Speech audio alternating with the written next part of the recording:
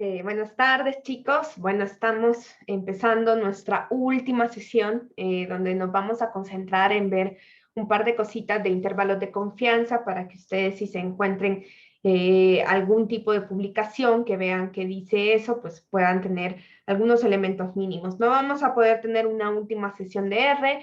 Espero que pronto nos volvamos a encontrar, capaz en algún curso de invierno, en algún curso de verano, o ustedes pues puedan aprovechar que ya tienen unas bases bastante claras de cómo funciona R y que ustedes puedan echar mano de aprender por su cuenta y seguramente luego serán unos expertos en R que ustedes me darán clases a mí, me darán consejos de los paquetes que han encontrado, de todas las cosas nuevas, porque como ustedes son más jóvenes van a estar más al día que yo. Entonces después ustedes me van a enseñar a mí. Entonces, nos vamos a concentrar en terminar esta parte de análisis de inferencia. Les dejé ahí un último cuestionario que es un poquito que ustedes tienen algunos aspectos teóricos. Yo les recomiendo leer el capítulo 6 y 8 de Moore, o bien creo que es el 9 de Mendelhol, si no mal equivoco. Entonces, igual con lo que hemos visto en la clase, que hemos hecho un par de ejercicios, no dudo que ustedes van a poder hacer cada uno de... es solo un ejercicio, digamos, práctico, que son los resultados de una encuesta que hizo Reformas recientemente, y los demás son más de teoría y de saber si ustedes han comprendido las cosas. Entonces, hasta ahí, ¿no? Déjenme abrir la presentación, que hoy no sé por qué no la tenía abierta. Y vamos a ver, en la clase pasada nos quedamos en la parte de revisar el margen de error, ¿no? Y nos quedamos haciendo un par de ejercicios en nuestro, digamos, en nuestro gran pizarrón que tenemos, ¿no? Entonces, vamos a abrir ese pizarrón para que recordemos, yo sé que al final del semestre las cosas parecen, que pasaron hace una semana, parecen hace un mes. Entonces vamos a volver a este pizarroncito que tenemos acá. Y hasta el final, ¿verdad? Nosotros tenemos esto que ya empezamos a ver de la inferencia, ¿no? Entonces nos quedamos en la clase pasada haciendo este cálculo con el margen de error, que decíamos que el margen de error siempre era un estimador puntual más o menos un valor. En algunas ocasiones, en algunos libros, incluso no lo hacen así y de un solo nos mandan a intervalos de confianza. Pero si ustedes, por ejemplo, leen Mendelhol sí hace la diferencia del margen de error y también Moore. Entonces, por eso lo hemos hecho así. Pero en realidad esto, como me decían, con eso nos quedamos en la clase pasada, nosotros, ya con esto, nosotros podríamos decir, bueno, ya con esto, nosotros podemos calcular un intervalo de confianza del 95%, ¿no? Si nosotros ya establecemos el límite inferior y el límite superior, ya podemos decir con eso, ¿no? Con un 95% de confianza, la media de los ingresos en México está entre esos valores. Entonces, esto es cómo nosotros hacemos una estimación para una media. En el caso de las distribuciones binomiales, déjenme, les pongo la presentación.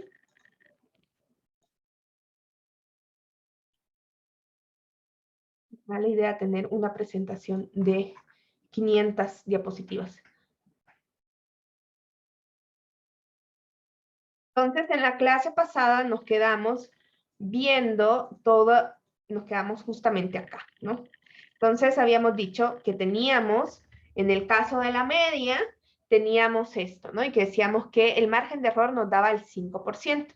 Entonces, vamos a irnos de nuevo, nos vamos a llevar esta de P y vamos a ver un par de cosas y vamos a poner un ejemplo acerca de ¿qué pasaría si esta investigadora, además de querer estudiar el promedio de los ingresos en México, ya que está entrevistando a los hogares, quiere saber cuántos hogares en realidad tienen acceso a Internet, ¿no? Entonces, aprovecha la encuesta y no solo pregunta los ingresos, sino que también pregunta algo sobre el equipamiento del hogar. Entonces, la misma investigadora pregunta en la misma encuesta al mismo número de hogares, ¿cuántos tienen internet?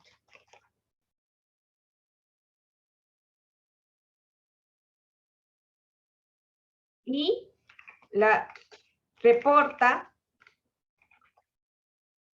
que 95 hogares, no, mejor 90, hogares tienen acceso a internet.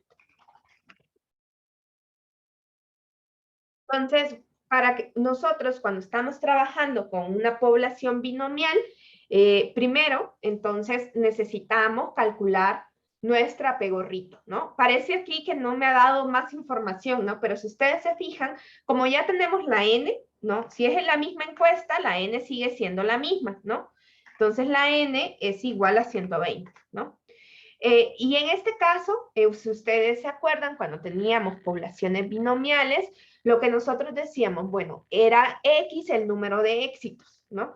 En este caso, entonces, el número de éxitos, nuestro éxito, digamos, en término estadístico, va a ser quienes tienen acceso a Internet, ¿no? Entonces, X es igual a 90. Entonces, lo primero que yo voy a hacer es calcular mi pegorrito, ¿no? ¿Sí? Y si yo calculo mi pegorrito, entonces yo ya tengo esa proporción de éxitos de mi muestra. Ahí está. Entonces, ya calculé mi pegorrito, ¿no? Entonces, como ya tengo pegorrito, ¿qué voy a hacer? Primero, voy a calcular mi cugorrito, ¿no?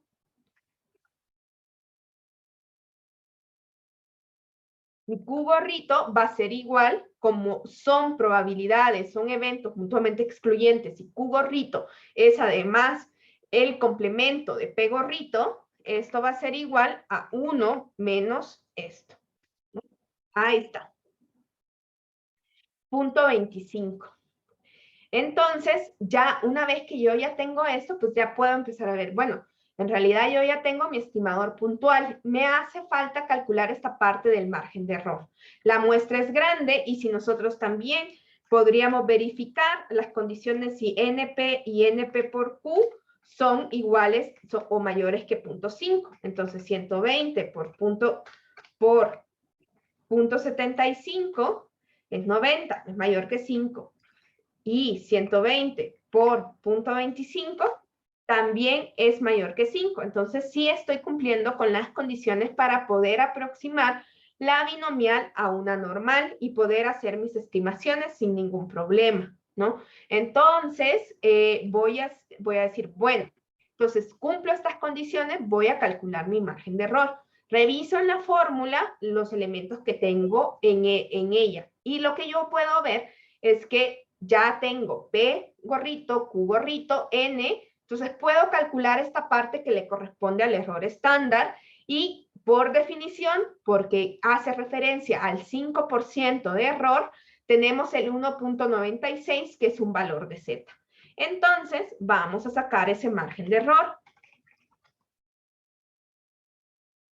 Voy a decir, voy a sacar el error estándar.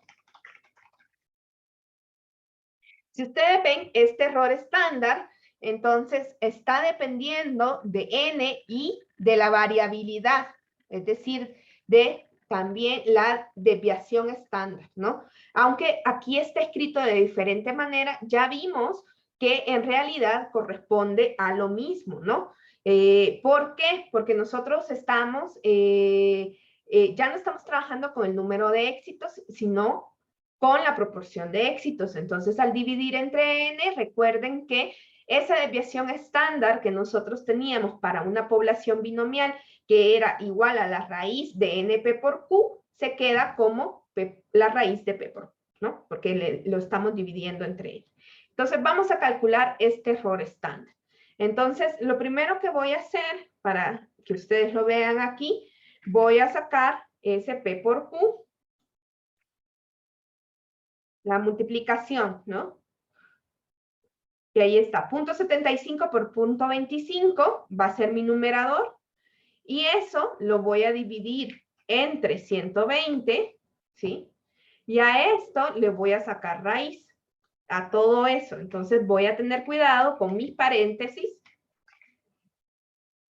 Ahí, ¿no? Estoy simplemente poniendo en esta fórmula de acá, en esta fórmula Excel, esta fórmula que está aquí escrita, ¿no? Entonces, ya una vez que yo tengo ese error estándar, ¿no? Entonces, ese error estándar lo voy a multiplicar por ese valor de Z, que es 1.96. Y entonces,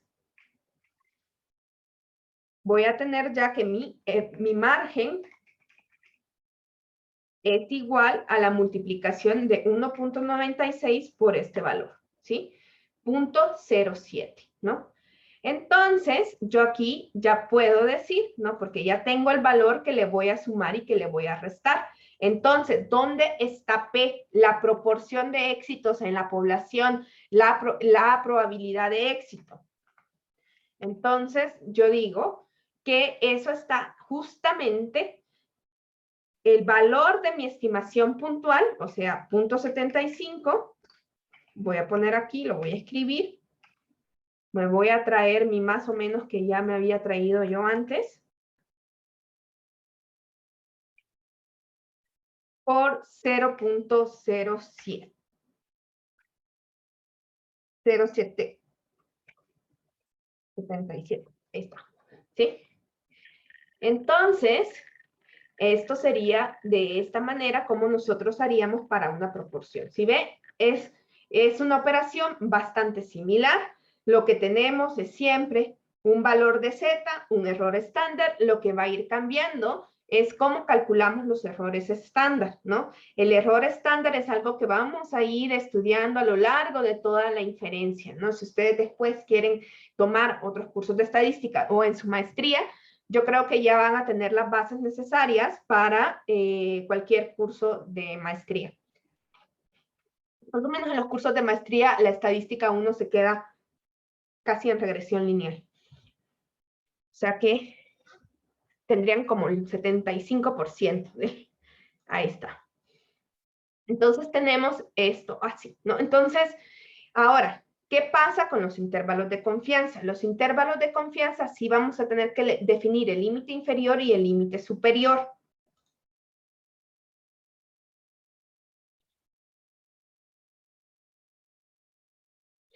Y lo que entonces vamos a tener es un intervalo donde es bastante seguro o hay una alta probabilidad de que por ahí esté el parámetro, ¿no? Entonces, lo que vamos a tener es que vamos a definir como 1 menos alfa a lo que tenemos aquí en medio y a alfa a lo que tenemos en las colitas. ¿Qué significa de esto que tenemos en las colitas y lo que tenemos en medio?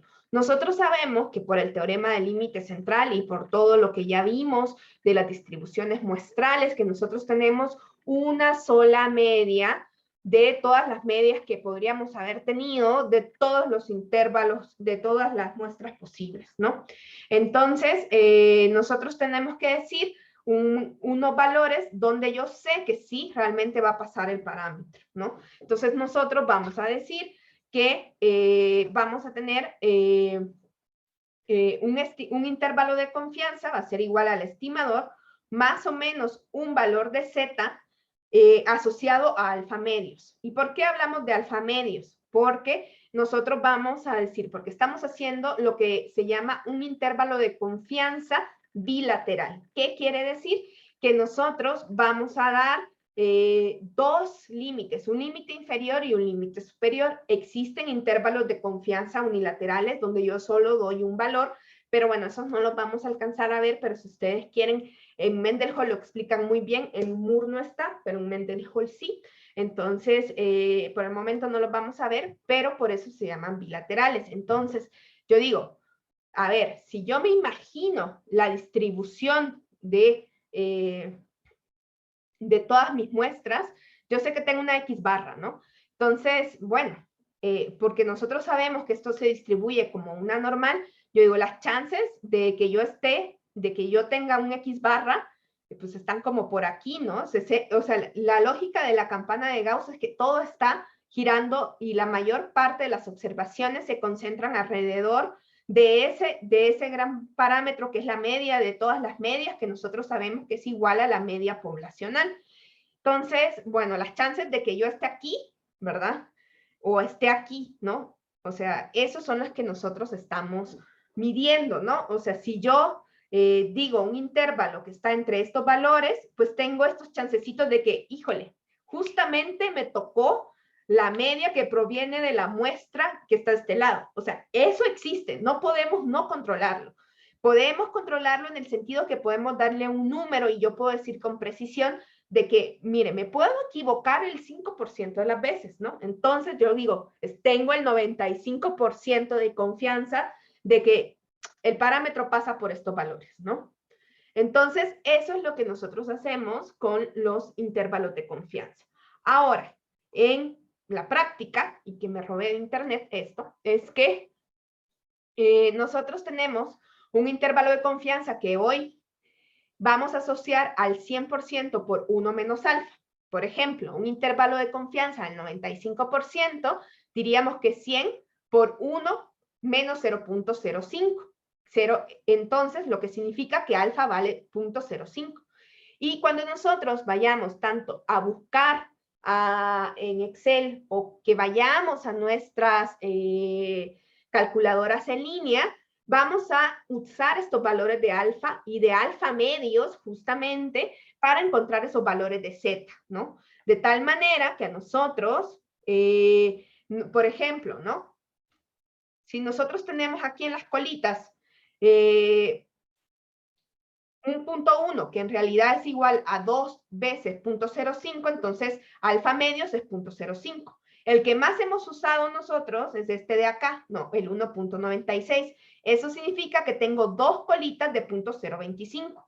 Entonces, si yo busco eso en mi calculadora, voy a encontrar esos valores de Z, ¿no? Entonces, ya vamos a hacer otros intervalos de confianza con otros valores. Entonces, vamos a ser más flexibles, ¿no?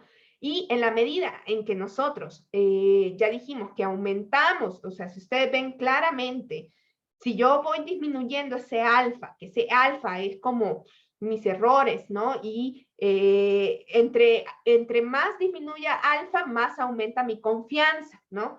Entonces, en la medida que aumenta mi confianza, ustedes ven que el valor de Z va aumentando. Y si Z es algo que sumo y resto, multiplicado por el error estándar, pues entonces, en la medida en que yo tengo más confianza, el intervalo se va ensanchando, ¿no?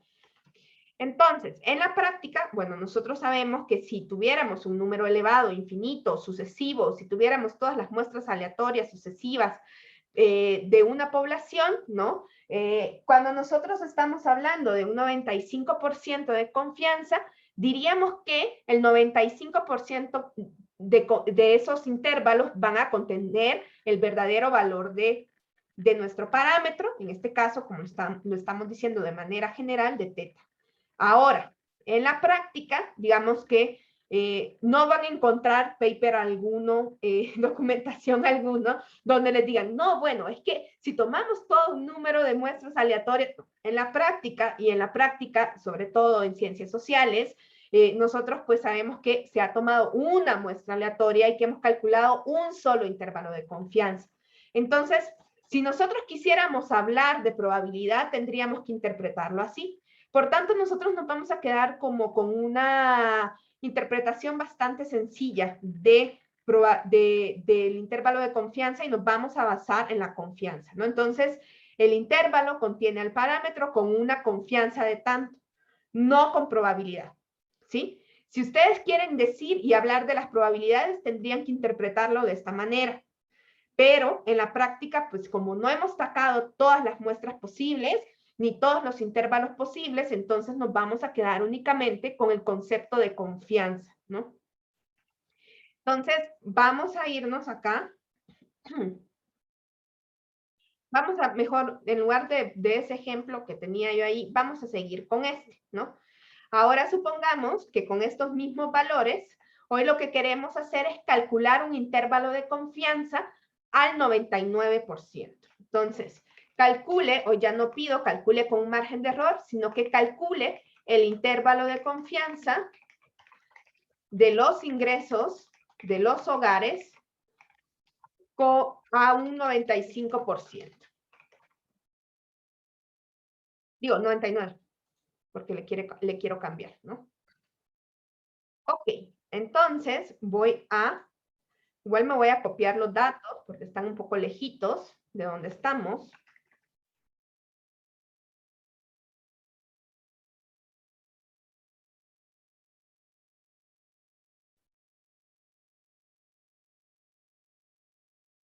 Entonces, nosotros ya tenemos aquí estos datos. Vamos a dejar este margen y lo vamos a poner en comillas, porque en realidad no es comilla, y ya vamos a calcular nuestro intervalo de confianza. Pero primero, cuando yo digo un intervalo de confianza del 99%, voy a decir, entonces alfa es igual ¿a cuánto? ¿Cuánto vale alfa acá?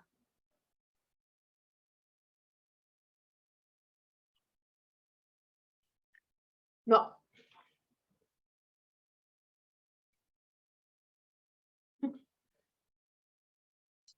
Punto 1.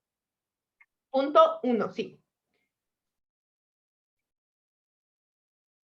0.01, ¿no? Alfa es 0.01. Entonces, alfa medios, pues va a ser igual a 0.005, ¿no? Entonces, hoy que yo ya tengo esto, me voy a ir a mi calculadora de la distribución inversa, porque yo tengo las probabilidades. Y aquí vamos a poder encontrar esos valores de Z que van a definir mi intervalo de confianza de distintas maneras. Si yo pongo, por ejemplo, si yo quiero poner una sola colita, ¿no? Entonces voy a poner alfa medios, ¿no? Que sería 0.05, ¿no? Entonces, esto me estaría diciendo que el valor de Z es 2.57, ¿sí? Porque estoy viendo solo una colita. Y el otro de acá sería menos 2.57, porque es del lado negativo. Acuérdense que tenemos dos. O bien, yo puedo poner el valor de la confianza directamente aquí, 0.99, y hacerle un between. Y si ustedes ven, me dan los mismos valores. Me da el 2.57. O puedo hacerle un outside con el valor de alfa, ¿no? Ahí está. Los tres me están diciendo que Z es 2.57. Como yo sumo y resto, hay uno que me da positivo y uno que me da negativo, ¿no? Como la distribución es real, es completamente simétrica, si yo calculo una sola colita, yo sé que la otra colita va a tener el mismo valor, nomás que le cambio de signo, porque la distribución Z es completamente simétrica. Entonces, si yo pienso en este intervalo de confianza del 99%,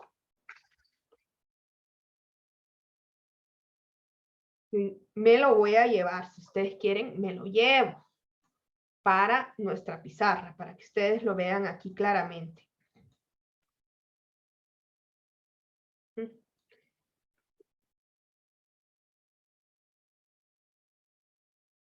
Oye, miren, se trajo hasta el Zoom. Hay que tomar otra foto. Ahí está, ¿no? Entonces yo ya tengo mi Z, ¿no? Entonces, o sea que con los intervalos de confianza vamos a tener que añadir ese pequeño paso, ¿no? Ahí está. Y si ustedes quieren, me traigo también, ay, no me equivoqué.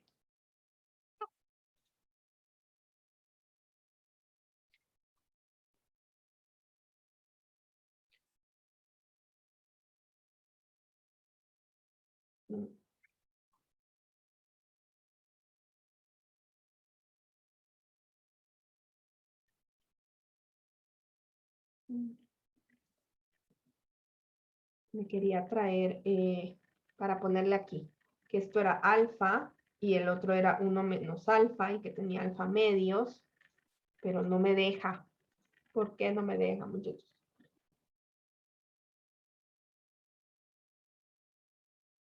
Bueno, lo tendré que pegar de otra manera. Entonces aquí yo tengo mi alfa. Ay, miren.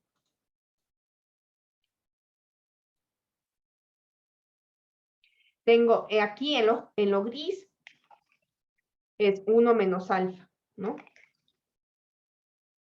Entonces, y el resto son las colitas, ¿no? Bien, entonces, eso significa que Z, ¿qué valor va a ser? Yo voy a usar el 2.57 porque en la fórmula 2,57, ay, perdón, 2,57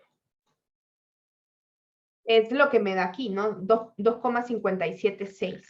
O bien, si ustedes quieren, pueden usar la fórmula de Excel, por si ustedes quieren usar todos los decimales, pueden buscar la distribución normal inversa estándar, que es esta de acá, y poner justamente qué valor vamos a poner, el de alfa medios.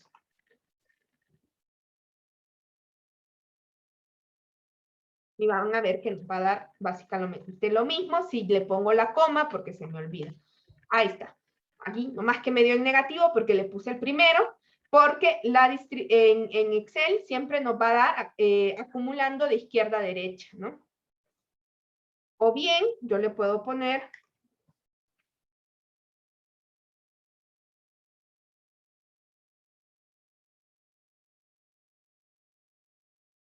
creo que le tengo que poner así, no. No me deja. No tiene opción para que calcule del otro lado. No es como el Excel de Excel. Entonces, ahí está. ¡Ay!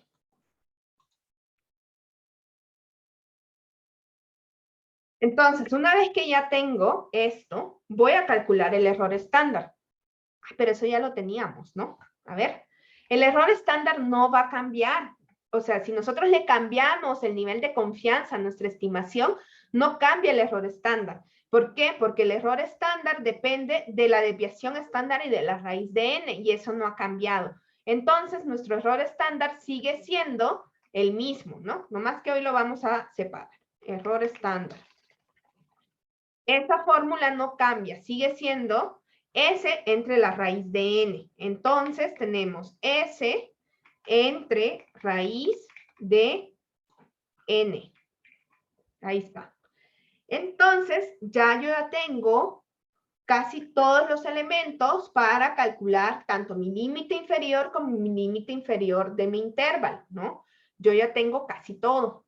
Entonces, lo que va a cambiar también es cómo lo vamos a leer, ¿no? Porque hoy ya no tenemos una estimación puntual y un margen de error, sino que un intervalo de confianza. Entonces, yo voy a decir exactamente los valores en donde yo tengo cierto nivel de confianza para decir que está el parámetro de la población.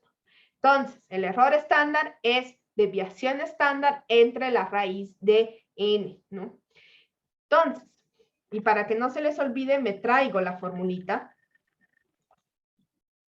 que si nosotros queremos calcular un intervalo de confianza de este nivel, tenemos que sacar nuestro estimador, que en este caso, mi estimador de mu es x barra, y sumar y restar un valor de z asociado a alfa medios, mi valor de z asociado a alfa medios, y el error estándar que ya calculé, ¿no? Entonces, yo voy a calcular eso que le sumo y le resto, le voy a poner margen, no le voy a poner margen de error, pero es como para hacer esta operación de acá. Entonces, simplemente voy a multiplicar mi z por mi error estándar, ¿no? Eso es lo que le voy a sumar y a restar. Y voy a sacar mi límite inferior y luego mi límite superior. ¿Cómo saco el límite inferior? El límite inferior va a ser igual a x barra menos este valor. Y el límite superior va a ser igual a x barra más este valor. Más este valor. Profesora, ¿cómo salió el margen entre comillas? Es que no entendí. Es el valor de z, es esta operación de acá. Si quieren, o sea, Yo no le quiero llamar margen de error porque el margen de error siempre Z es igual a 1.96. Pero para hacer esta como multiplicación de Z por S, entonces déjenme ver si puedo insertar un dibujo.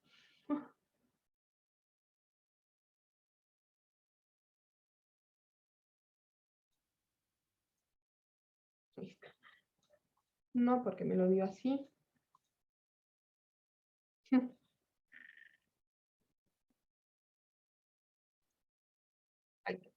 Ese de acá. Este de acá es este valor de acá.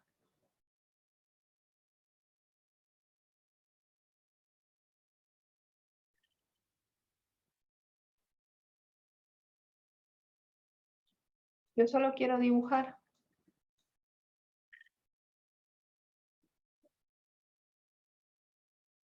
Qué raro esta cosa. No, bueno.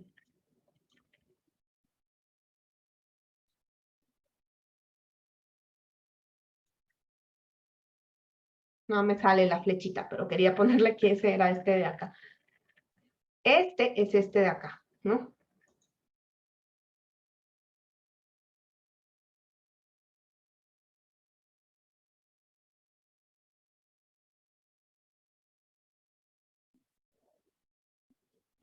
Z, que es el valor de Z asociado a alfa medios, que de dónde vienen esos alfa medios.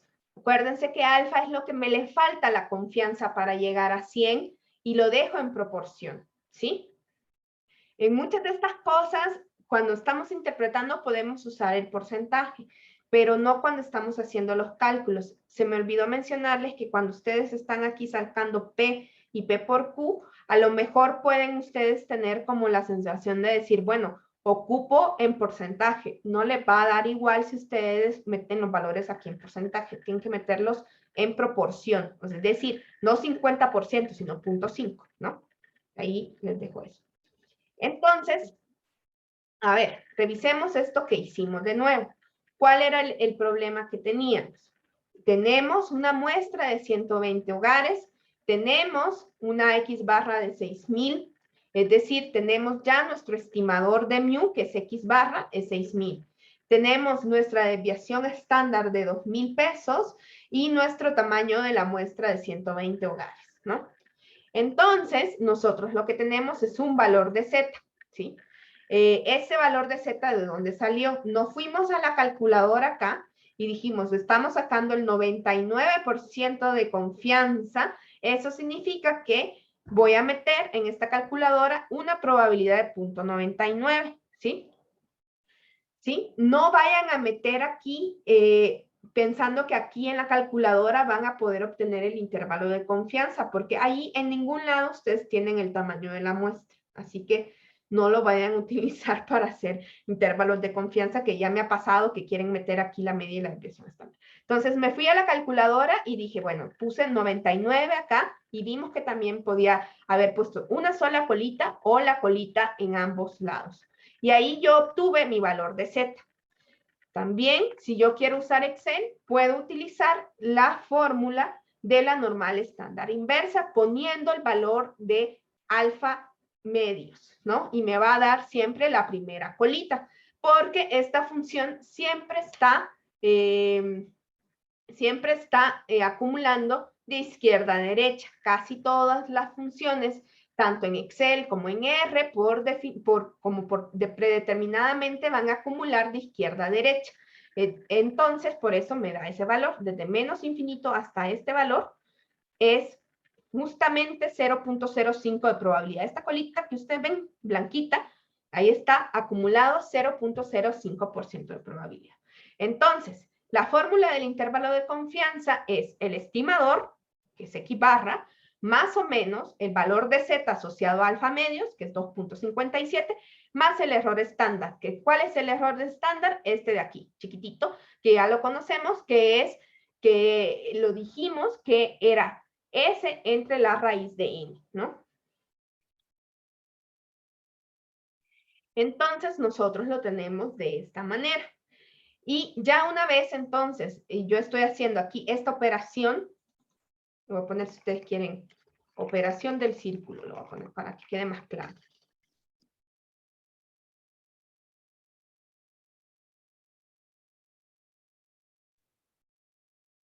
Este está de acá. Y que es Z por ese error estándar. Entonces, lo que yo voy a hacer es sumar y restar. Le resto a mi estimador, le resto el valor y se lo sumo para tener ya los límites de mi intervalo de confianza. Y entonces, ¿qué voy a terminar diciendo? Con un 99% de confianza,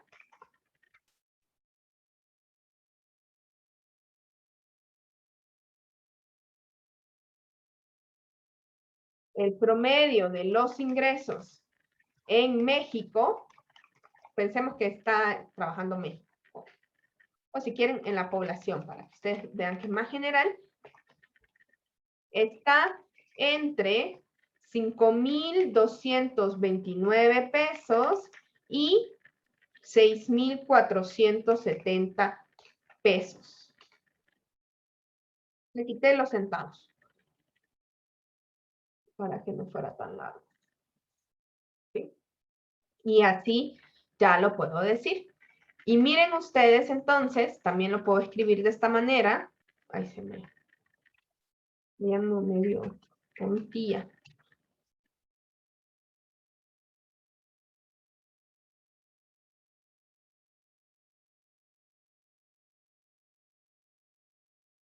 Que mu está entre esos valores, ¿no?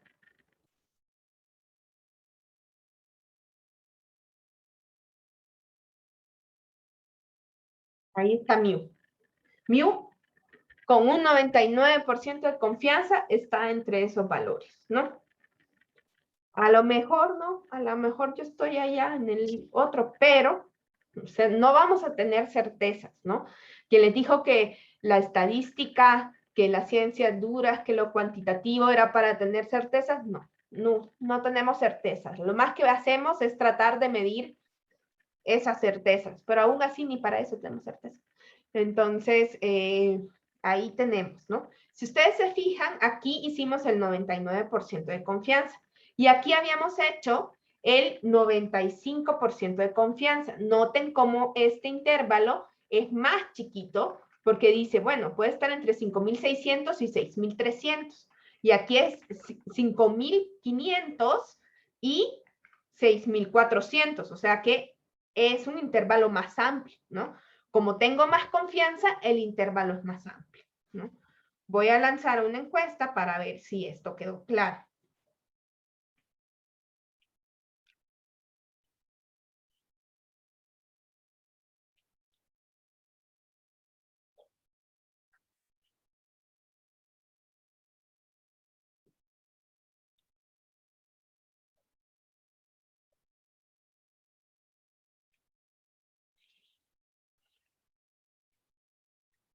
Tengo nada en los chats.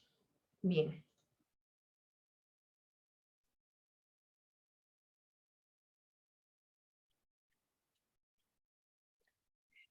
Entonces, hoy vamos a hacer lo mismo. Vamos a calcular un intervalo de confianza del 98%, pero hoy para la proporción de hogares con internet.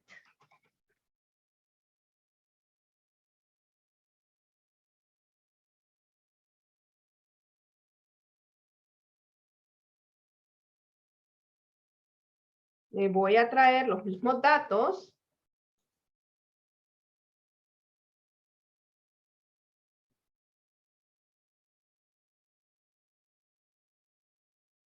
Estos no van a cambiar, ¿no?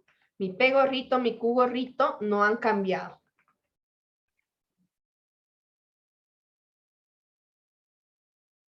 Entonces, ¿qué vamos a hacer primero, no? Bueno, vamos a ver esa Z, ¿no? ¿Cuál va a ser Z? Tengo alfa. ¿Cuál va a ser el valor de alfa?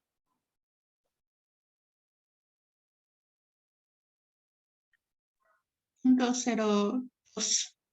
0.02, así es. Y el valor de alfa medios,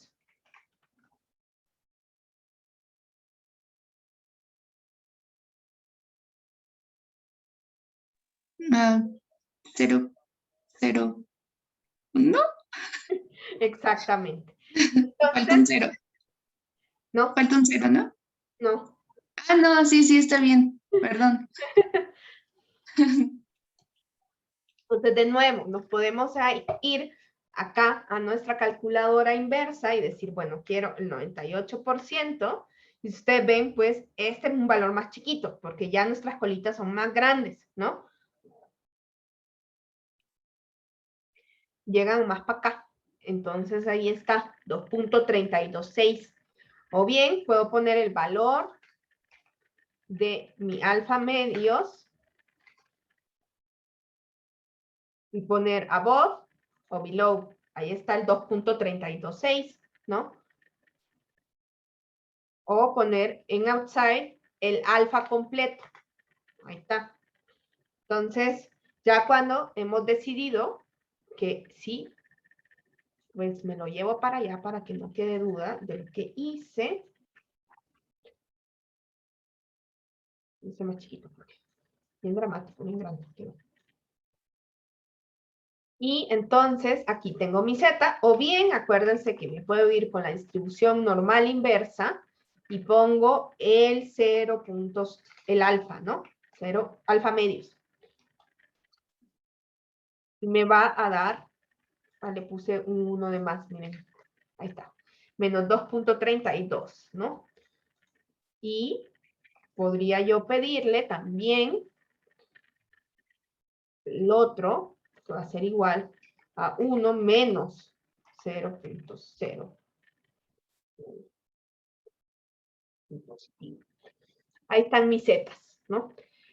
Hoy, el error estándar, pues no va a cambiar, ¿no? Justamente es el error estándar, es esta parte de acá. Aquí está en la hoja. Que es la raíz cuadrada de NP por Q gorrito. Igual ya lo habíamos calculado, ese no va a cambiar porque no ha cambiado P gorrito, no ha cambiado Q gorrito, entonces el error estándar no cambia, ¿no? Ahí está. Mi error estándar sigue siendo el mismo porque es la raíz de P por Q gorrito, P gorrito por Q gorrito entre N y a eso le saqué la raíz. Esto sigue siendo igual. Bien, entonces una vez que yo ya tengo eso, voy a calcular mi circulito, ¿no? Voy a poner, el circulito sigue siendo el mismo, que es Z por la raíz de N. Ven que esta fórmula es súper general porque yo digo estimador por más o menos Z por el error estándar. Yo aquí como ya sé cuál es el error estándar y Z ya lo tengo y pues estimador de P es P gorrito, entonces yo ya voy a poder tener ese valor. Entonces voy a multiplicar mi error estándar por mi Z para saber qué le sumo y qué le resto. Y entonces voy a encontrar mi límite inferior y mi límite superior. Ahí está, ¿sí? Entonces, en mi límite inferior, que voy a poner mi estimador menos esa multiplicación de Z por el error estándar, y en mi límite superior, esa multiplicación de Z, esa de Z con el error estándar que ya hicimos en ese circulito, se lo vamos a sumar a mi P gorrito. Entonces, P gorrito más este valor, ¿no? Entonces, con un 98% de confianza, la proporción de hogares con acceso a Internet está entre, aquí si quieren ya pueden poner porcentaje, pero solo acá, si no, no les va a salir bien todos los cálculos, entre 65.8% y 84.1%. Un poco alto me salió, pero bueno. ¿No? Entonces, así es como hacemos una estimación por intervalo de confianza. Voy a lanzar de nuevo una encuesta para saber si quedó claro cómo hacemos estimaciones puntuales y estimaciones por intervalo.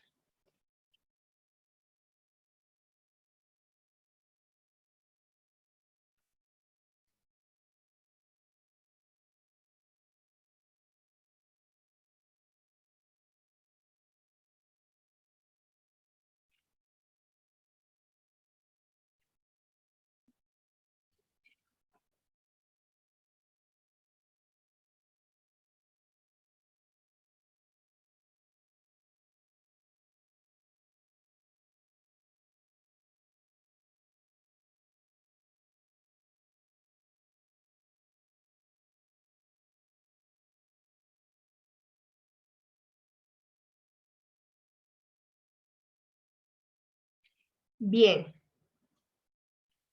Me faltan 3 votitos. Si quieren, nos vamos a tomar un recesito y vamos a regresar a hacer y hablar muy poquito sobre las pruebas de hipótesis para que ustedes vean que sigue teniendo esta misma lógica y vamos a hacer una pruebita de hipótesis muy rápida para que ustedes vean y que cuando ustedes lean esa palabra significativa de aquí en adelante, la utilicen siempre que hayan hecho una prueba de hipótesis, cuando estén escribiendo un documento cuantitativo, y cuando lo lean, ustedes deben de pedir, ¿y dónde está la prueba? ¿Sí? Cuando, cuando habla la gente de resultados significativos es porque ha hecho una prueba de hipótesis.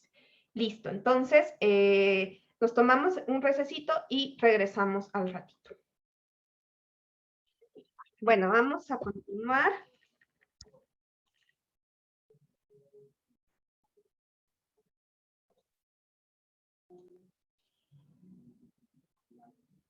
Bueno, entonces vamos a hablar de pruebas de hipótesis, ¿no? Las pruebas de hipótesis, si bien pues no nos va a quedar tiempo de discutir todas las críticas que tienen, todo lo que se puede llegar a falsear con estos procedimientos y que ha sido documentado.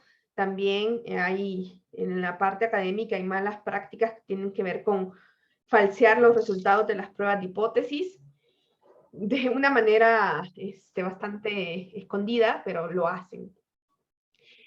Todo lo que vimos al inicio del curso acerca del lenguaje del pospositivismo y de cómo nosotros íbamos construyendo el conocimiento, tiene que ver justamente con las pruebas de hipótesis.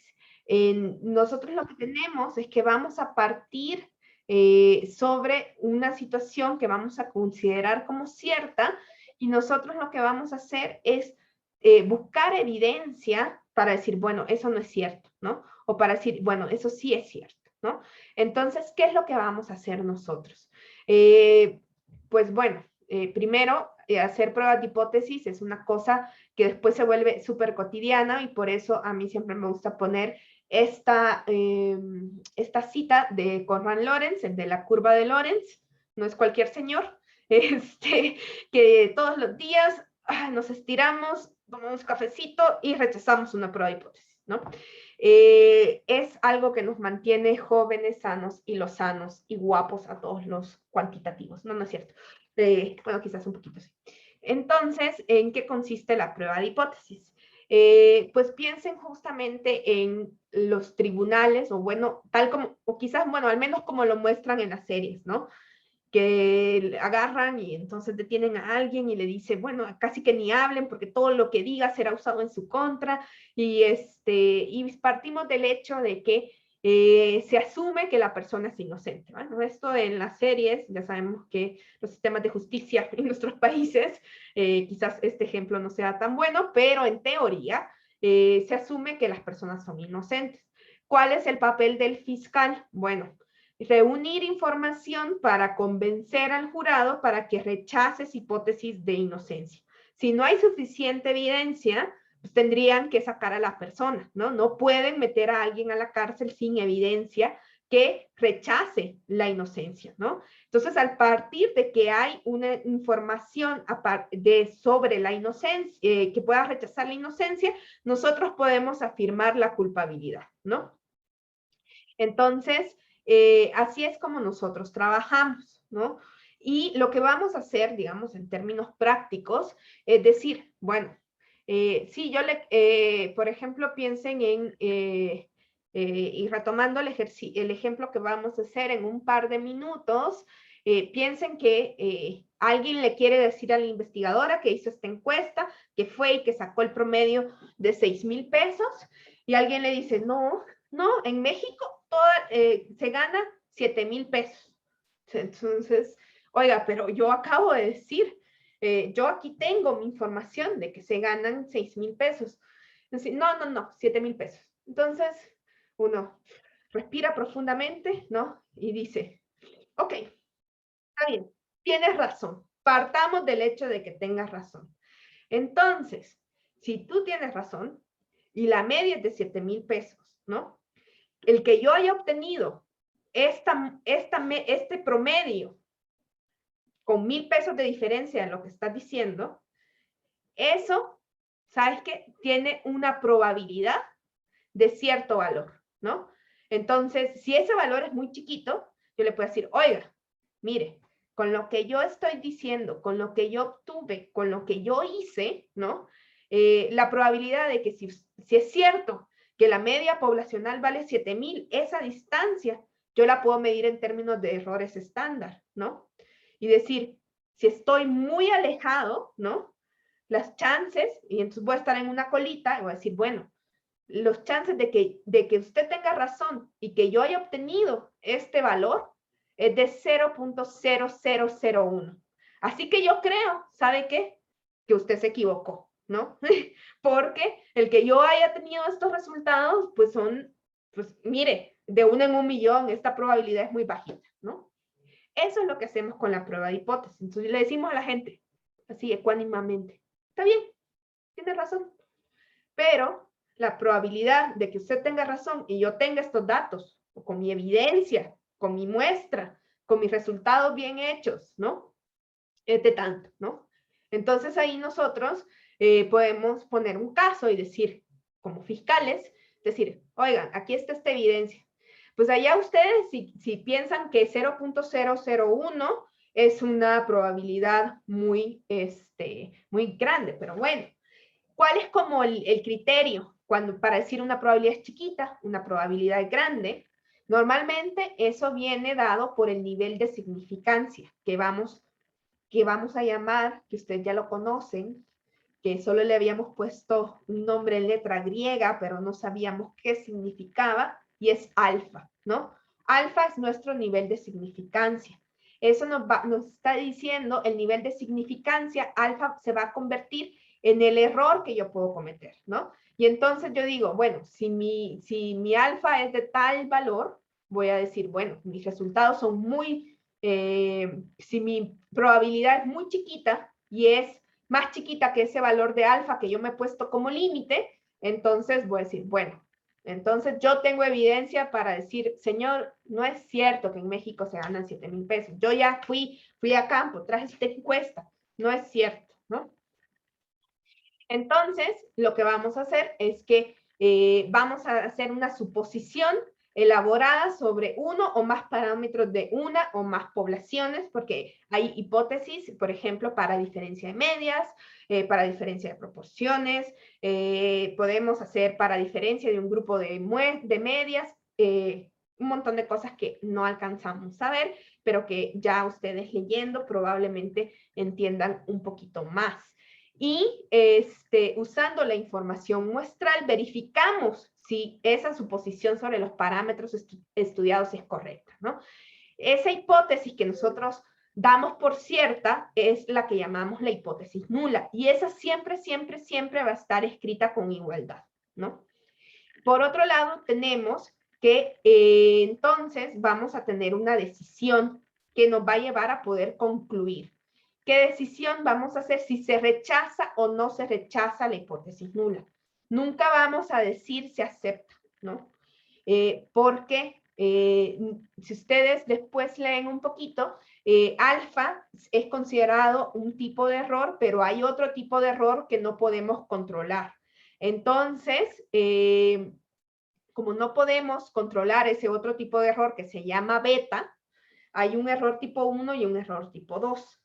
Entonces, vamos a decir se rechaza o no se rechaza la hipótesis nula. Nunca vamos a decir que se acepta, ¿no? Es una cuestión por el tipo de operación que hacemos, donde solo estamos controlando por un tipo de error, que es el error tipo 1.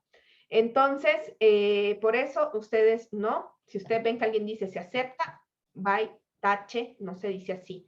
Entonces, sí es un poco entreverado porque incluso nosotros vamos a decir, se rechaza la hipótesis nula, entonces podemos afirmar que tal es verdadera. No se rechaza la hipótesis nula, entonces no se puede afirmar que la alternativa es verdadera, ¿no? Entonces, esa prueba de hipótesis nula, esa hipótesis nula es la que tomamos por cierta, es la que, digamos, por default, la predeterminada, es la que está ahí y la que nosotros tenemos que aportar evidencia para quitarla, ¿no? Entonces, se llaman pruebas estadísticas, este tipo de operaciones, o lo pueden encontrar en una versión más anglicista como test estadístico, ¿no? Incluso en R, por ejemplo, ustedes van a poner un t.test para calcular estos elementos. En el caso de, decir, ¿por qué T y no Z? Porque todos los programas estadísticos utilizan la T, que ya luego después se comporta como una Z. Entonces, ¿qué vamos a hacer? Los primeros pasos siempre van a ser escribir las hipótesis nulas. Vamos a escribir las hipótesis, la nula y la alternativa. Entonces, por ejemplo, ¿no? Pensemos, vayamos como construyendo en términos del ejercicio que vamos a hacer para finalizar este lindo curso, que la hipótesis nula sea que los ingresos son de 7,000 pesos, ¿no? Ahí está, esa es mi hipótesis nula, ¿no? Ahí está. Y mi hipótesis alternativa, en este caso nosotros vamos a ver solo hipótesis bilaterales. Ay, no me gusta este de anotar. Pasado año y medio del semestre y no me gusta la herramienta de anotar del Zoom. La hipótesis alternativa, entonces, que escribimos así, hipótesis alternativa sería que los ingresos promedio, si ustedes quieren, son distintos a 7,000 pesos, ¿sí? Entonces, ya tenemos, o sea, ya me imaginé, siempre la hipótesis nula lleva un elemento de igualdad, porque esto se va a convertir en parte esencial de cuando nosotros calculemos nuestro estadístico de prueba.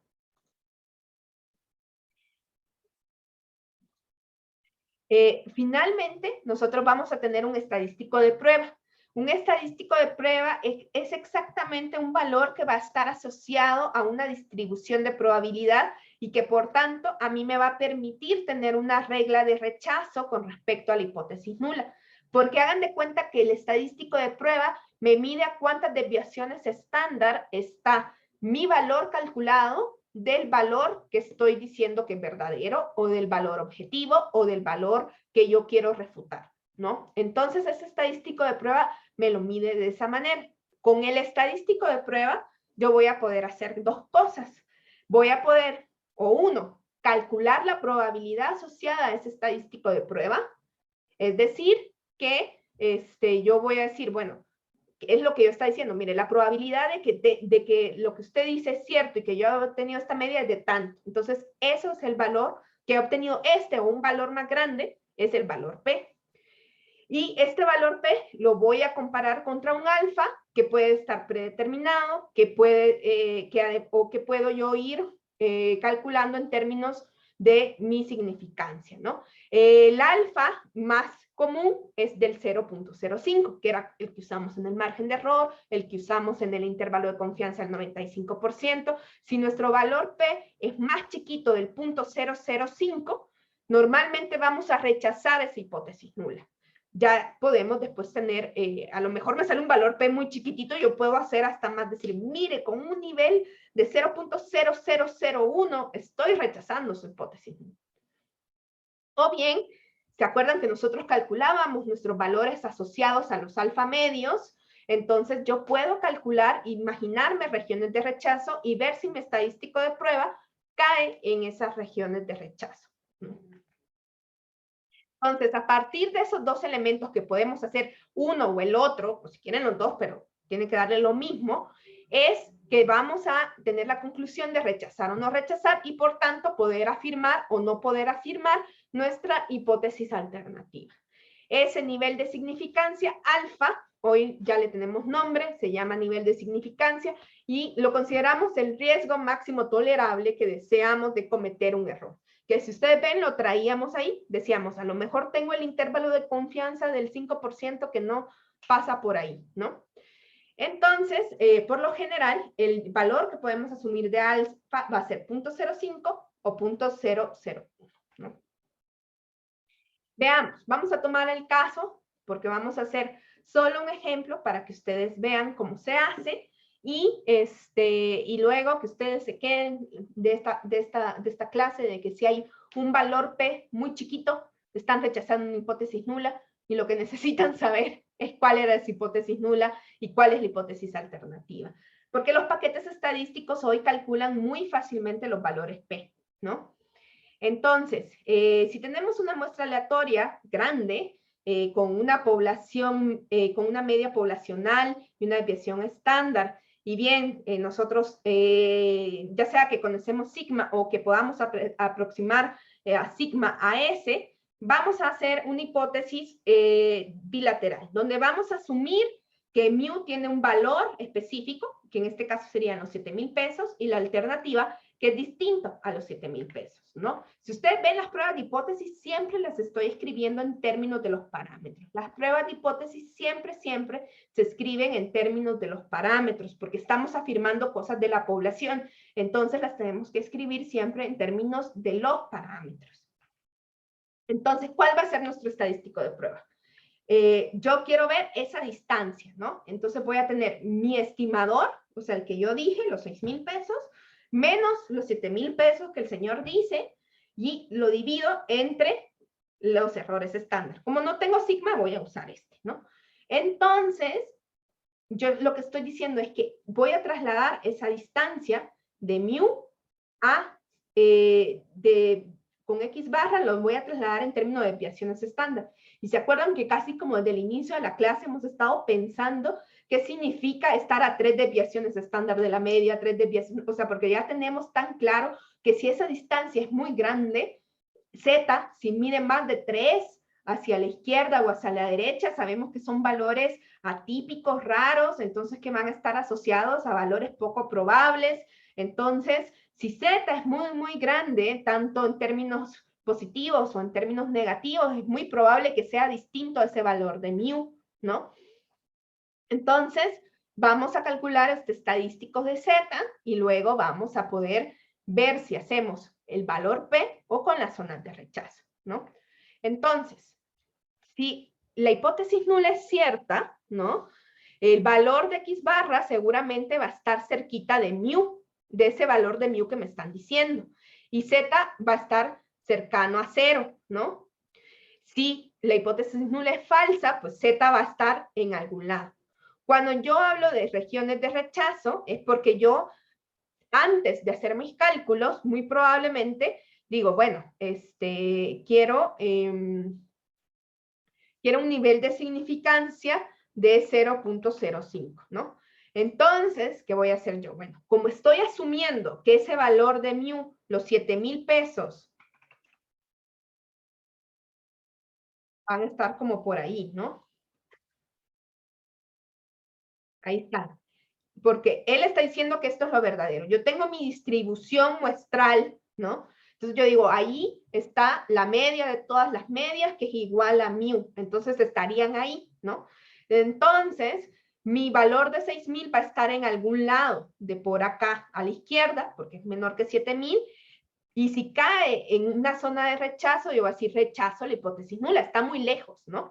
Y si yo digo que mi alfa ha sido de 0.05, yo sé que esas zonas de rechazo, que es el valor máximo que yo estoy dispuesto a tolerar equivocarme, lo divido entre que me puedo equivocar porque es muy chiquito o porque es muy grande, Y entonces estas zonas de rechazo van a estar dadas por menos 1.96 y la otra por 1.96, ¿sí? Entonces, yo voy a calcular mi valor, ese estadístico de prueba de Z, que simplemente es mi X barra, si ese 7000 es mu, ¿no? ¿Dónde está? Si mi Z me sale más chiquito de menos 1.91, va a caer en esa zona de rechazo. Y es una zona de rechazo porque si cae ahí, yo digo, ¿sabe qué? O sea, las probabilidades de que yo haya obtenido esto al azar son muy chiquitas. O sea, aquí está mi evidencia de que usted se equivocó. Las personas no ganan 7,000 pesos. Sí, o si es muy grande, si es más grande de 1.96, ¿sí? Entonces, yo voy a ver, entonces, dónde cae mi zona de rechazo, ¿no? Vamos a hacer esto en nuestro ejemplo para ver dónde cae y si sí rechazamos o no rechazamos esta hipótesis nula de que los mexicanos ganan 7,000 pesos, ¿no? Ahora no me deja salirme, ahí está, por la herramienta de anotar. Bien, entonces, nos vamos a ir acá. Y, bueno, quizás en otra hoja, ¿no? Esta está muy, muy larga.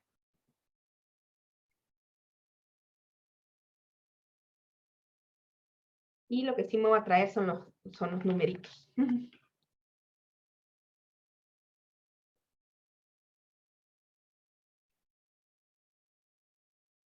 Alguien dice que los mexicanos ganan 7,000 pesos.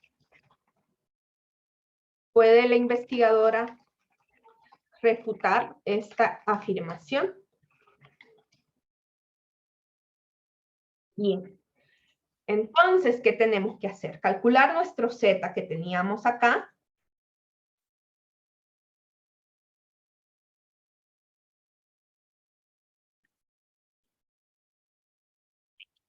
Ahí está mi fórmula de Z.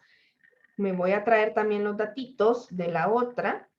Aquí ya tenía mi X barra.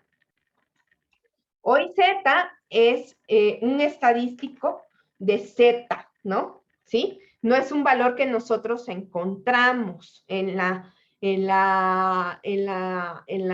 calculadora, sino que este es mi estadístico de Z, ¿sí?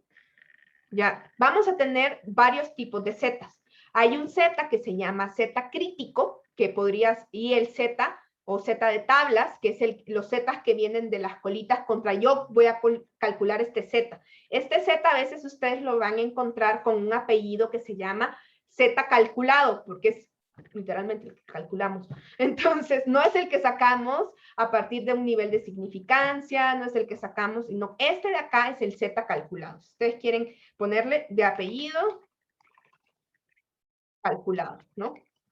Porque es el que calculamos. Incluso a veces le ponen un subíndice con una C para distinguirlo de los otros Zetas que hemos estado utilizando, ¿no? Que correspondían a los niveles de significancia.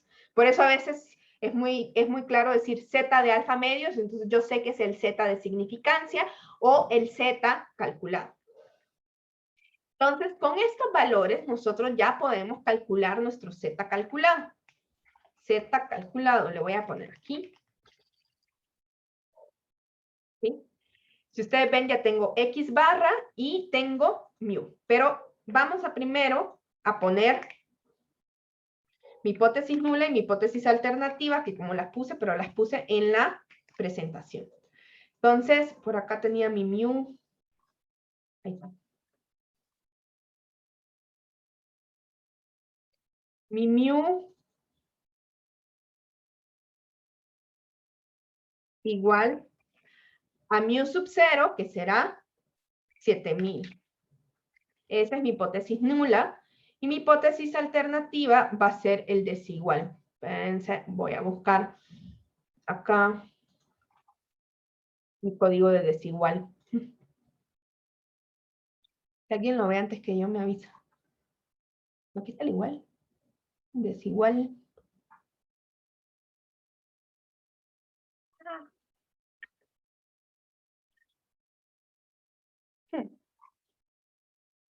Este es más o menos. Me voy a tener que hacer como que si es R. Y le voy a poner distinto. Distinto de 7000, ¿no? Con que, ¿sí? Ahí está, ¿no? Entonces, ¿qué voy a hacer yo? Voy a decir, bueno, voy a ver cuáles van a ser mis zonas de rechazo, ¿no? Para llevarme este dibujito y ya luego cuando calcule Z, realmente ver dónde queda. Entonces, si no me dicen nada, como en este caso no me dijeron nada, yo voy a asumir un alfa del 0.05 en las colitas, ¿no? ¿Sí? Y esto me dice que aquí van a estar los zetas que me definen mis regiones de rechazo, ¿no? Ahí está, el menos 1.96 y 1.96. Si mi z calculado queda en alguna de estas regiones de rechazo, yo ya llevo las de ganar y le voy a decir, muchacho, usted está equivocado. O muchacha, no sé quién fue. Ahí está. Entonces voy a hacer mi dibujito de mis zonas de rechazo.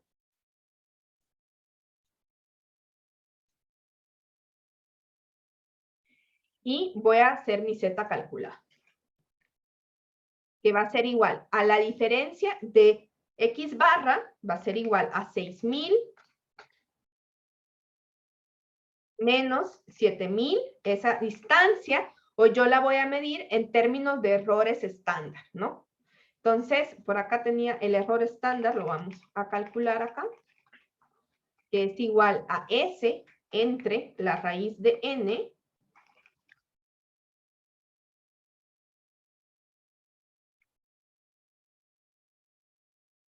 ustedes ven es negativo porque es menor, ¿no? En todo esto entre el error estándar. Menos 5.47, ¿no? Entonces, si aquí está el menos 1.96, aquí está el menos 5.47, ¿sí? Entonces, yo ya me vi rechazando esta prueba de hipótesis, ¿no? Entonces, Z calculado es menor que menos 1.96, ¿no? Y por tanto, cae en una zona de rechazo. Y la zona de rechazo que me permite hacer, rechazar. Rechazo la hipótesis nula. Por tanto, podemos afirmar que los mexicanos no ganan 7,000 pesos.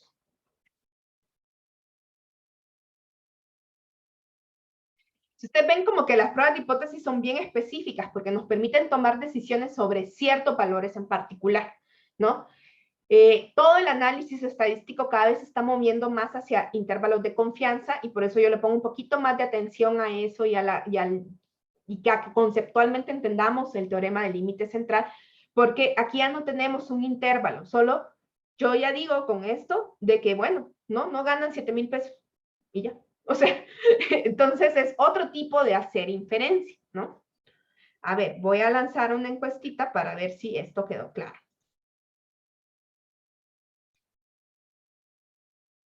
Tenía un no la vez pasada y no lo vi. Si también nos quieren preguntar de la parte anterior, con gusto.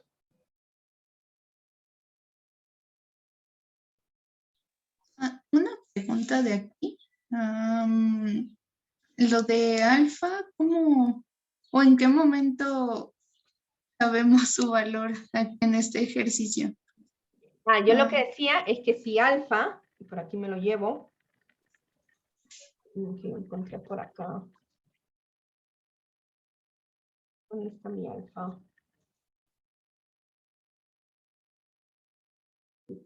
Que alfa, por lo general, es de 0.05. Si no nos dicen nada, vamos a asumir ese valor. Es un valor que está como, pues toda la comunidad lo utiliza, ¿no? Miren, que aquí no me deja.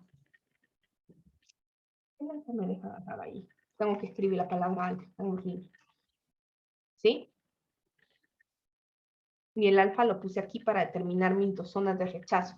El alfa, el 0.05 es como el valor que la comunidad dice, va, este es el valor que nos vamos a guiar, ¿no? Valores más chiquitos van a ser mejores, obviamente. Si yo puedo rechazar a niveles más chiquitos, pues va a ser súper padre, ¿no? Pero ese es como el valor máximo, ¿no? Entonces, si yo tengo valores de 0.01, no tanto, no voy a tener tanta fuerza para decir que estoy rechazando la hipótesis nula, ¿no?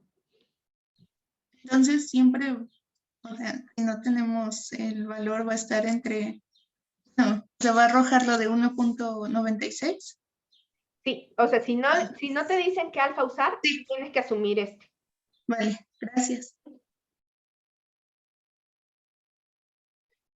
Bien, entonces esto es como lo hacemos con zonas de rechazo, ¿no?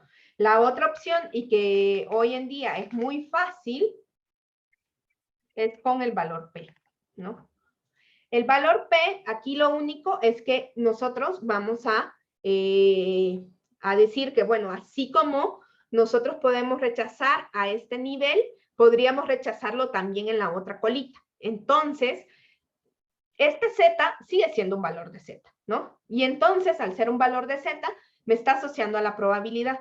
Entonces, si ustedes se imaginan, este está como por acá. Si yo hiciera, podría yo calcular la probabilidad de obtener un valor aún más extremo que este, es decir, desde menos infinito hasta este valor, o bien, también como es simétrica, podría hacerlo del otro lado. Entonces, como estos son un espejito, para sacar esas probabilidades vamos a tener que multiplicar por 2. Nosotros, entonces, lo que necesitamos es que dado que tenemos un valor de Z, vamos a buscar una probabilidad. Entonces, yo me voy a ir hoy a mi calculadora, pero a mi calculadora a la normal, no a la inversa, ¿no? Porque lo que yo voy a querer es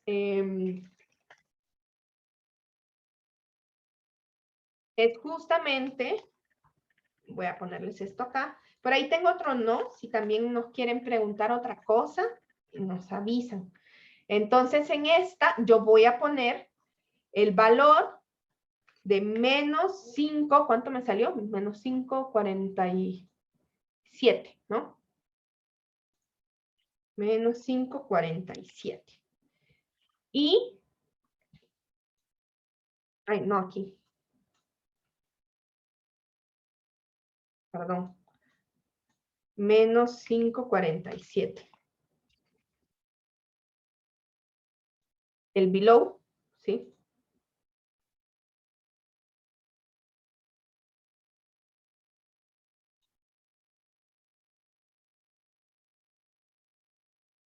Ahí está. Entonces, ustedes ven, me da un valor súper chiquito, ¿no? Ni siquiera me lo da, me le pone 0. Es un valor muy chiquitito, porque en realidad está acumulando desde menos infinito hasta el menos 5. Entonces, ni se ve aquí. Miren, me da 0. ¿Por qué? Y aquí me da 0. Lo vamos a tener que sacar acá. Entonces, si yo le doy la distribución normal, estándar, y le doy el valor de Z,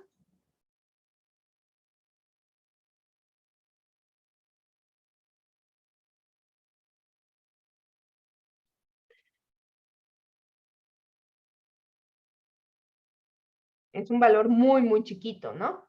Y este sería una colita. Como es una prueba bilateral, el valor P siempre va a ser 2 veces ese valor. Es que es un valor que no se ve en la... Por eso a veces no me gustan estas, porque no algunos valores no me los calcula. Entonces, un valor súper chiquito, o sea, obviamente es menor que 0.05. Entonces, lo que nos dan muchos paquetes estadísticos es esto, ¿no? Nos lo da de manera muy fácil, ¿no? Entonces, este es la probabilidad de Z menor a menos 5,47. Y eso lo tenemos que multiplicar por 2 para tener el valor P, por ser una prueba bilateral. Pero eso ya después, en algún momento, veremos por qué.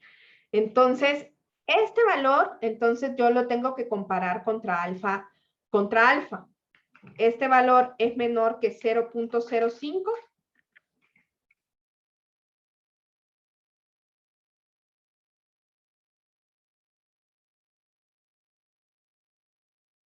No me... Aquí no permite hacer esto. Si esto es menor que 0.05, a ver, es menor que 0.05. ¿Pregunta a nosotros? Ah, sí. Ajá. Sí, ¿no? Entonces, al ser menor que 0.05, que era mi nivel de significancia, yo puedo decir que rechazo la hipótesis nula. La ventaja del valor P es que si ustedes ven, si yo tengo un alfa, tengo que crear las zonas de rechazo. Pero yo cuando veo un valor P así tan chiquito, yo le puedo decir, oiga, o sea, yo puedo decir que estos resultados son estadísticamente significativos, no solo al 0.05, sino que al 0.0000001%. O sea que aquí yo estoy diciendo, el valor P, nosotros lo podemos considerar como ese valor que aquí se los puse, es la probabilidad de observar solo por el azar un estadístico de prueba tan extremo o incluso más extremo, porque siempre lo estamos viendo en términos de las colitas, entonces aún más lejano, si se rechaza de lo que hemos observado en realidad. Si se rechaza la hipótesis nula, esta sería, en algunos casos, puede ser interpretado como la probabilidad de que hemos tomado alguna decisión correcta, ¿no? Una de las ventajas es que si la probabilidad es muy, muy pequeña, nosotros podemos ir moviendo ese nivel de significancia e ir diciendo, bueno, estos resultados son aún más significativos, ¿no? Déjenme ver si les puse aquí un...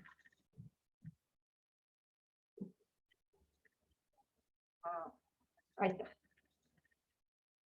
Entonces, si ustedes comparan el valor de P, el valor P, así se llama, p-value, lo van a encontrar en inglés. Si el valor P es menor que 0.01, se rechaza la hipótesis nula y podríamos decir que los resultados son muy significativos, ¿no? Si ese valor P es menor que 0.01. Si el valor P está entre 0.1 y 0.05, cuando rechazamos la hipótesis nula, normalmente hablamos de resultados estadísticamente significativos porque sabemos que el punto 5 es eso. Si está entre punto 5 y punto 10, hay algunos que dirán, a mí no me gusta, pero algunas personas dicen, los resultados tienden a la significancia. ¿Y cómo es que tienden a la significancia? Bueno, yo no se los recomiendo, pero algunos lo dirán. Y ya si el valor P de plano es mayor que 0.10, ya casi que no podemos decir nada de eso, más que es una anécdota curiosa, ¿no? Pero hasta ahí, ¿no? No podemos decir eso, ¿no? Incluso, ahí está, no. Tuve que hacer aquí el disclaimer en alguna ocasión porque pensaban que esto era en realidad lo correcto, ¿no? Pero esta es una caricatura de XKCD, que, bueno, les he puesto varias porque me gusta mucho, y pues aquí, muy significativos, entre 0.01 y 0.3, significativos. Ay, no, mejor vuelvo a hacer los cálculos. Aquí, al borde de la significancia. Ah, muy sugestivo, ¿no? Y, oh, mira, aquí hice un análisis a partir de algunos grupos, ¿no? Entonces van a encontrar una cantidad de memes acerca del p-value y el 0.05, ¿no? Pues, porque sí es el valor, ¿no? El alfa 0.05. Yo creo que hoy, ya cuando vean ustedes esos memes, van a entenderlos y quizás un poquito de risa, ¿no? Entonces, bueno, esta fue como una pequeña, muy chiquita introducción de la prueba de hipótesis. Pero siempre que ustedes vean una prueba de hipótesis, cuando oigan valor P, cuando vean niveles significativos, incluso a veces lo que se estila es poner asteriscos a algunas estimaciones para decir qué tan significativos son y nos dicen, bueno, un asterisco es significativo a tal nivel, 2 asteriscos a tanto. Entonces, siempre ahí hay una prueba de hipótesis. Lo que ustedes tienen que entender es qué prueba de hipótesis están rechazando, ¿no? Entonces, valores chiquitos, de p-values chiquititos, siempre van a rechazar una hipótesis. Lo importante es saber qué hipótesis estamos rechazando, ¿no? A lo largo de todo el desarrollo estadístico, lo que hacemos en los modelos estadísticos es ir poniendo prueba tras prueba tras prueba y vamos haciendo muchas pruebas. Entonces, cuando ustedes vean unos resultados en algún paper, no dejen de leer análisis cuantitativos nomás porque tienen tablas y cosas. Es muy probable que aunque no comprendan todo lo del modelo, pero cuando vean, es que entonces se rechaza la hipótesis de tal cosa y entonces ustedes dicen, aquí hicieron una prueba de hipótesis, ¿no? Para decirme esto que están afirmando. Entonces, se maneja de esta manera, ¿no? Y entonces si ustedes ven un resultado que tiene un p-value chiquitito o muchos asteriscos les ponen, a veces para no escribir esos p-values que tienen a veces demasiados ceros, simplemente a veces pone un asterisco si es 0.5, 2 asteriscos si es 0.1 y 3 asteriscos si es más chiquito de 0.0001. Ustedes van a saber que ahí se hizo una hipótesis que se rechazó, una hipótesis nula. ¿Qué hipótesis nula se está rechazando? ¿No? Entonces es importante saber eso, ¿no? En general, los valores, por ejemplo, también hay pruebas de hipótesis para ver si dos medias son iguales. Entonces, ahí se está rechazando una prueba de igualdad de medias. Entonces, si yo rechazo la igualdad, puedo afirmar la diferencia. Y entonces, cuando usted dice, es que sí son diferentes, estos resultados son diferentes de manera significativa. Entonces, usted dice, bueno, si hay en la población estos valores son diferentes. Hicieron una prueba de hipótesis de igualdad de medias y entonces me están diciendo que esta diferencia que están viendo es significativa también en la población. Maravilloso, ¿no? Van a ver, por ejemplo, también diferencias que tengan que ver en algunos modelos de saber si, por ejemplo, así como hicimos, si ustedes quieren, déjenme ponerles una, a ver si la encuentro en estas 500. Bueno, primero les puse este aquí de aceptamos la hipótesis nula, no rechazo la hipótesis nula.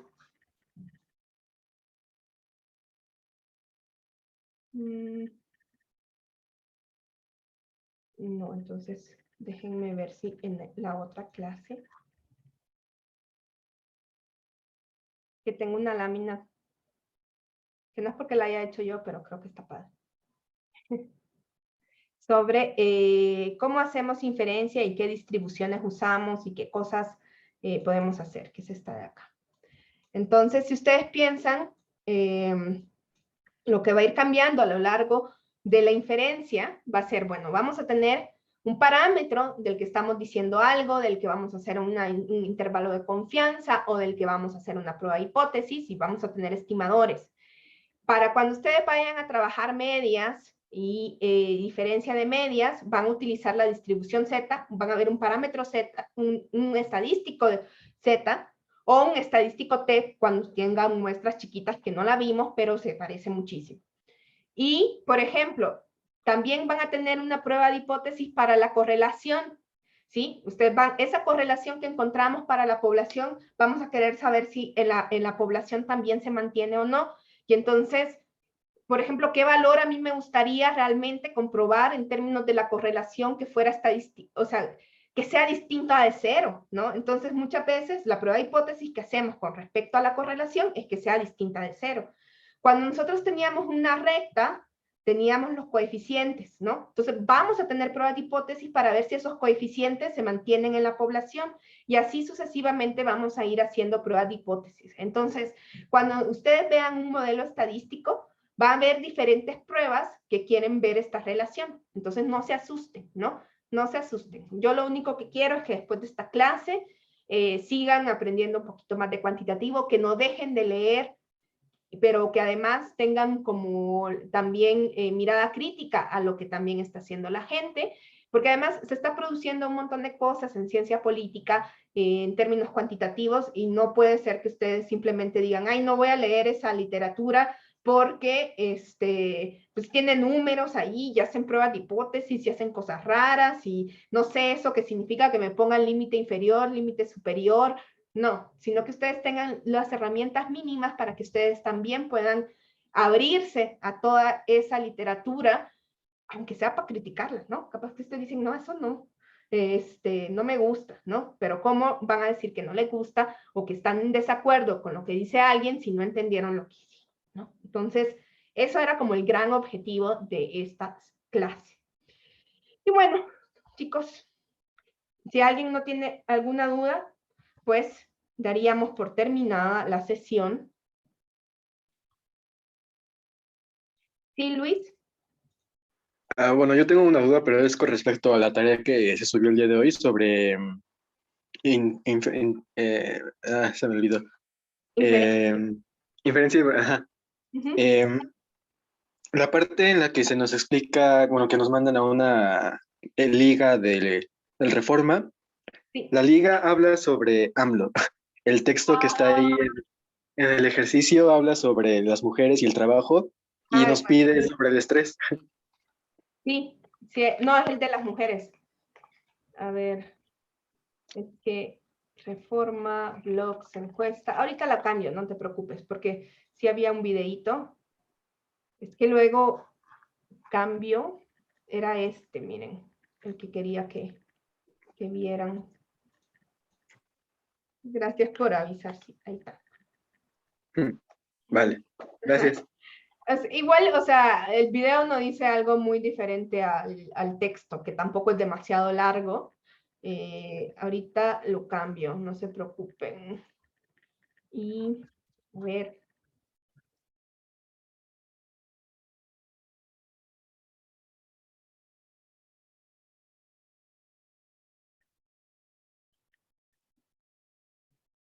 Profesora, yo tengo otra pregunta.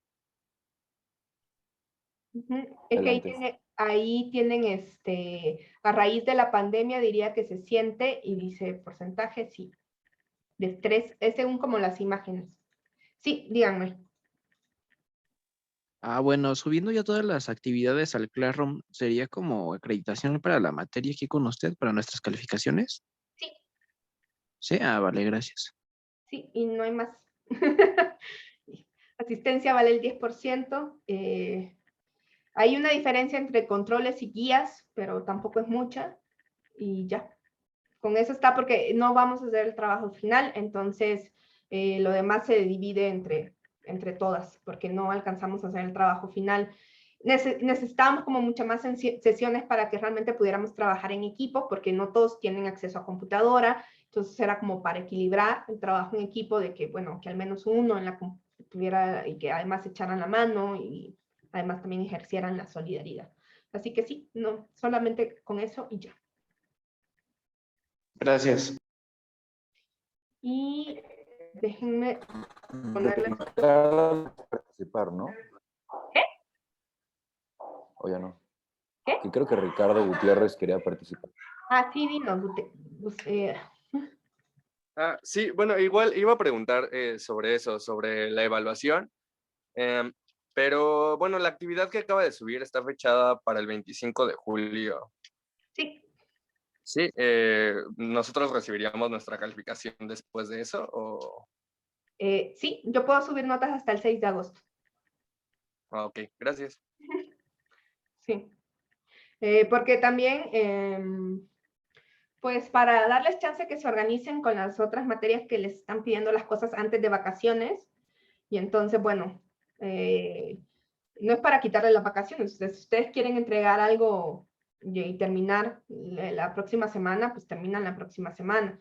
Pero tomando en cuenta que los horarios de todos y pues cada profesor se ajustó al calendario como pudo, y entonces todos pues estamos pidiendo fechas diferentes, y entonces en esas condiciones pues yo prefiero que hagan lo mío con calma, serenidad, cuando quieran, y además si alguien se atrasó a lo largo del semestre y quiera como ponerse al día en las vacaciones, pues pues lo puede hacer también, ¿no? Como para tener ese chance en este semestre pandémico, paroso y demás. Entonces, y ya, ¿no?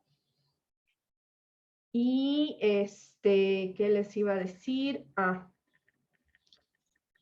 Les dejo aquí un Jamboard para que me digan así como palabras y cosas que ustedes van a llevarse de esto, ¿no? Cuando piensen en análisis cuantitativo, ¿sí? En este semestre, qué es lo que se acordarían ustedes, ¿no? Y ya con eso, bueno, muchísimas gracias por toda su participación. Les agradezco mucho.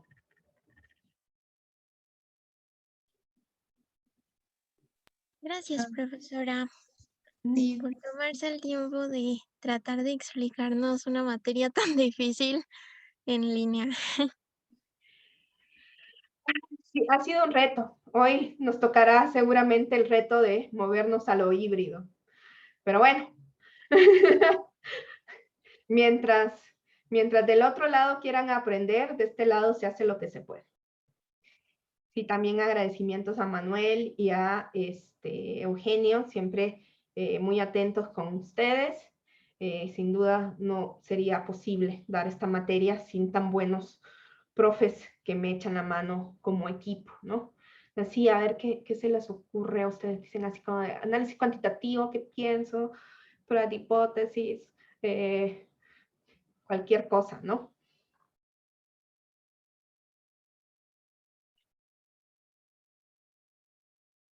Y bueno, les deseo mucho éxito, ya son estudiantes de sexto, séptimo semestre, ya que quinto semestre van a ser casi, ¿no?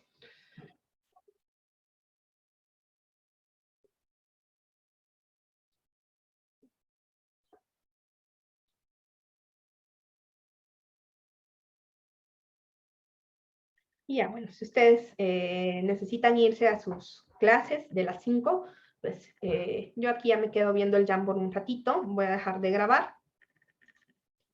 Y le tuvo la última clase, sí.